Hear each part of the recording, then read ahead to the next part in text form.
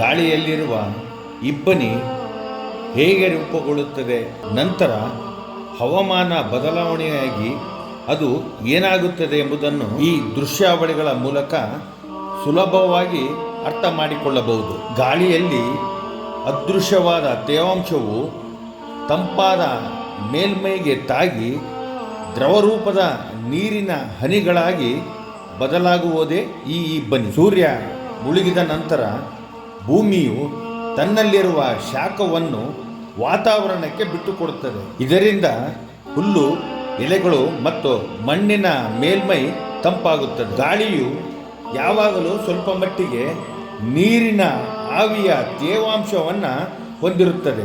ಈ ಬೆಚ್ಚಗಿನ ತೇವಾಂಶವಿರುವ ಗಾಳಿಯು ತಂಪಾದ ಎಲೆ ಅಥವಾ ಹುಲ್ಲಿನ ಸಂಪರ್ಕಕ್ಕೆ ಬಂದು ಗಾಳಿಯು ತಂಪಾದಾಗ ಅದರಲ್ಲಿರುವ ತೇವಾಂಶವನ್ನು ಹಿಡಿದಿಟ್ಟುಕೊಳ್ಳುವ ಸಾಮರ್ಥ್ಯವು ಕಡಿಮೆಯಾಗುತ್ತದೆ.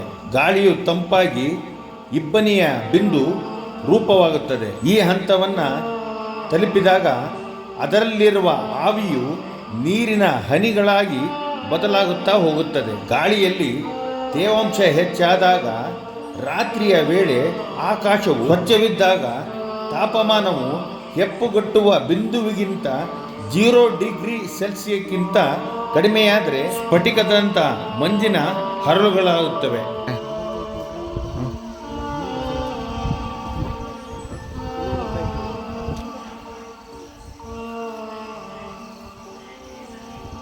ಗಾಳಿ ತೇಲೋಗ್ತದೆ. ಅದೇ ಕಣ್ರಿ, ಗುಡ್ಡದ ಬೆಟ್ಟದಲ್ಲಿ ಯಾಕೆ ನದಿ ಹುಟ್ಟುತ್ತೆ ಅಂದರೆ ಅದು ಇರುತ್ತಲ್ಲ, ಎಲೆಗಳಿಗೆ ಅದಕ್ಕೆಲ್ಲ ಬೀಳುತ್ತಲ್ರಿ, ಹನಿ ಹನಿ ಹನಿ ಬಿದ್ದು ಅದು ಹಳ್ಳಾಗಿ ಹರಿಯುತ್ತದೆ. ಹಾಂ, ಪ್ರಕೃತಿ ನೋಡಿ ಸರ್ ಇದೆಯಲ್ಲ, ಅದು ಹ್ಯುಮಿಡಿಟಿ ಐತಲ್ಲ, ಅದು ಈ ಬಟ್ಟೆಗೆ ಹತ್ಕೊಳ್ಳುತ್ತಲ್ಲ, ಅದೇ ಥರ ನೀನು ಸ್ವಲ್ಪ ಹೊತ್ತಿದ್ರೆ ಇನ್ನು ಸ್ವಲ್ಪ ಹೊತ್ತು ಮೈಯೆಲ್ಲ ಒದ್ದಾಗ್ತಾವೆ, ಇದರೆಲ್ಲ ಬಿದ್ದು ಹನಿಗ್ತದೆ ಬೆಳಗ್ಗೆ.